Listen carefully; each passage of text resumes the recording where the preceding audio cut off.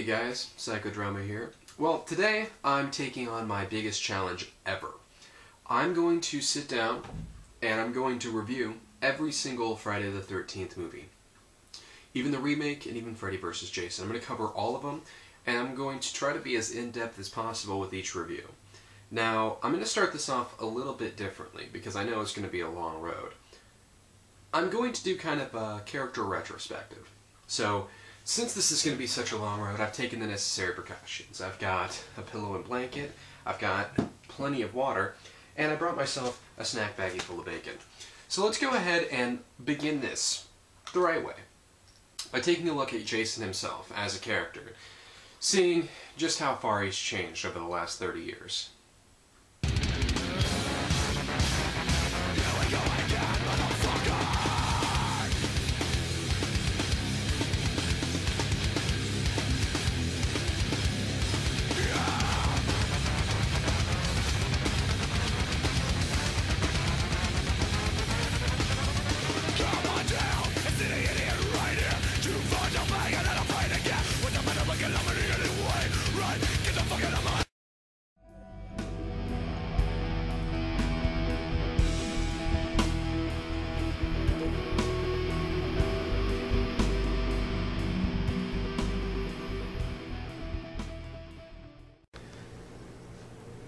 I fully intended to start this off with the first and second movie together, but instead I thought it would be nice to do the character retrospective first.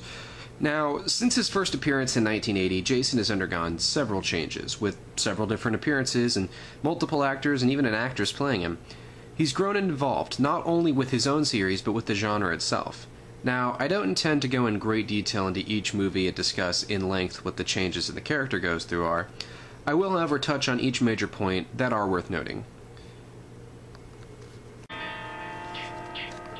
Friday. In 1980's Friday the 13th, the first film in the long-running series, Jason only appears in flashback, and once at the end of the movie, which is most likely a hallucination by Alice, our main character, due to some form of post-traumatic stress.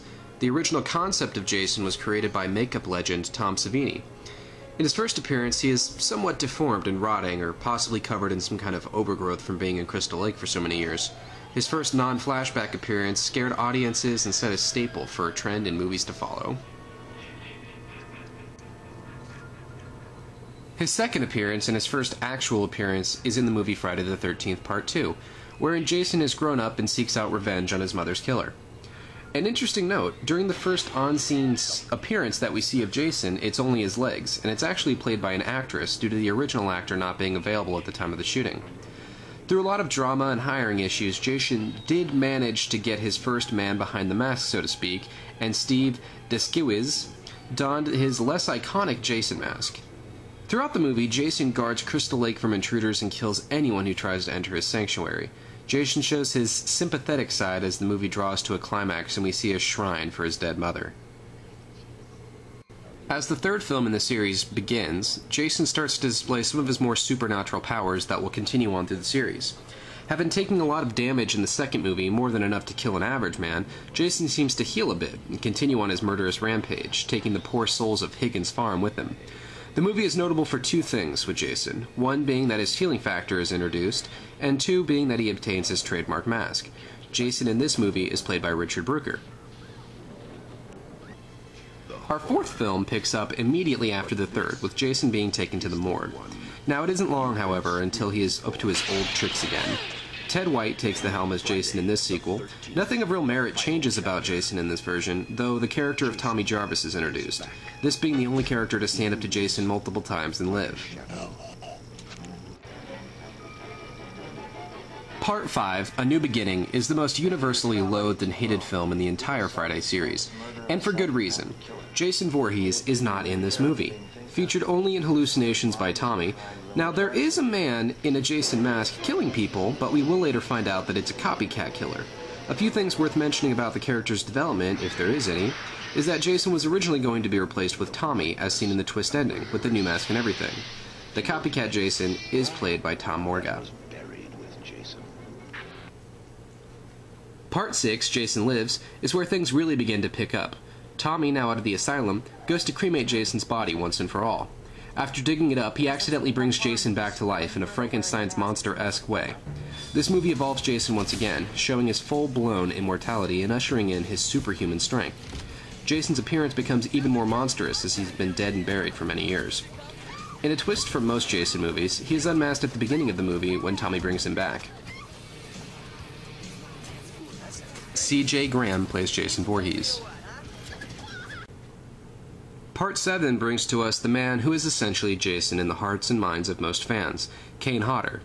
Jason in this movie has been dead for an undisclosed amount of time and is brought back by a psychic spell from the main Tina. Notable things about the character and his changes: the makeup itself is outstanding, with Jason shown to have healed all of his wounds, albeit sloppily and with some mutation to his face. It is also shown here that his face is starting to heal around the mask. Kane as Jason also happens to take a very long, full-body burn in this movie. That doesn't affect the character, I just felt that it was worth mention. In Part 8, Jason Takes Manhattan, he is once again played by Kane Hodder. Jason stalks a group of students on a boat. Not too much of notation here, except that Jason somewhat has the power of teleportation, as he can instantly appear in different areas throughout the ship and throughout downtown New York.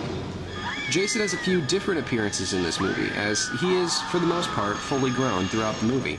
However, our main character sees psychic images of Jason drowning from time to time, although his appearance is a little bit different. As the movie closes, we see Jason transformed by nuclear waste to his former self, supposedly set to rest forever. Part 9, Jason Goes to Hell. Now, this opening scene, it's my personal favorite appearance of Jason. His healing factor at one of its highest rates. Jason is a colossus, his body healing over his mask and clothes and essentially making them part of his body. This is a short-lived Jason, however, as he's killed during the opening sequence. This also marks a very unusual part of Jason's evolution as a character. Jason being immortal normally meant that he just healed. However, in this version, he can jump from body to body. So Jason, while in the entire movie, he is played by several different actors, but not as Jason, as those characters possessed by Jason. We get a rare chance to see Jason's expression as he kills and stalks people in this version, which I also enjoyed. In the end of the movie, Jason is resurrected through the body of his sister and regains his own body. Jason shows another character trait that's not seen in previous movies, as instead of killing our main character, he just beats the crap out of him. I like to think that this is because of all the trouble that the main character has given Jason throughout his attempt to be reborn. As the movie closes to an end, Jason is grabbed and pulled underground by Freddy Krueger's glove, hinting heavily at a sequel that a lot of fans had been anticipating for some time, but we didn't get that for a little bit longer. We now come to Jason X, another black sheep of the Friday the 13th series. It's also Kane's last portrayal as Jason at this point. So we go ahead and take things to space. Now in our opening scene, Jason is seemingly fully healed and is not nearly as mutated in parts 7 through 9, but we all know that Jason doesn't stay this way forever. Jason in this movie is killed and brought back by nanomachines and becomes both terrifying and universally mocked. As Uber Jason, he dons a full-bodied cybernetic suit and mask combination, increasing his superhuman strength and making him bulletproof. No real changes in the character's motives in this movie, although we do get some pretty good gags. This brings us to Freddy vs. Jason. At the end of Part 9, as I stated, Freddy Krueger's glove appears and drags away Jason's mask. This was a massive teaser for slasher fans at the time who had been debating the superior killer. Jason returns having been resurrected by Freddy Krueger. In this incarnation, Jason is seemingly unstoppable, as no matter what you throw at him, keeps coming back. The character seems to take a step back, however, in this movie, having something that I personally hated. The movie states, in no different words, that Jason is afraid of water. It stops him dead in his tracks more than once, so let's just go ahead and pretend that all of the times that Jason was in the lake, or that when he went through the lake to go after somebody, that they just never happened. Now Jason's appearance changes to show a more sorrow-filled killer, a more sympathetic character. His expressions and even his eyes seem to show pain. Jason in this movie is played by Ken Kirzinger. That's going to end the main storyline of Jason so far. I don't think I'll go into the remake just yet. Jason as a character has become synonymous with horror. He's one of the biggest icons in horror movie history, and, to the best of my knowledge, has been featured in every medium, from movies to TV to comic books, and I even remember a podcast with a radio-like show feeling to it. In 2009's Nightmares in Red, White, and Blue, Jason is compared to a force of nature, noting that in every movie a storm appears just before Jason shows up, seemingly sending divine punishment to the wicked. Throughout the last 30-plus years, Jason has been a huge part of pop culture, and referenced over and over again. And with the remake being as popular as it was, I believe a new era of Jason has begun, spreading the horror to all new fans. Well, I hope that this has been informative, or at least entertaining, and I hope that you guys enjoy the series retrospective that I'll be doing. I want to thank you for watching, and as always, this is Psychodrama, signing off. How's everything going out here? Fine, Mr. Voorhees. Good, because if you screw up, I'll kill you.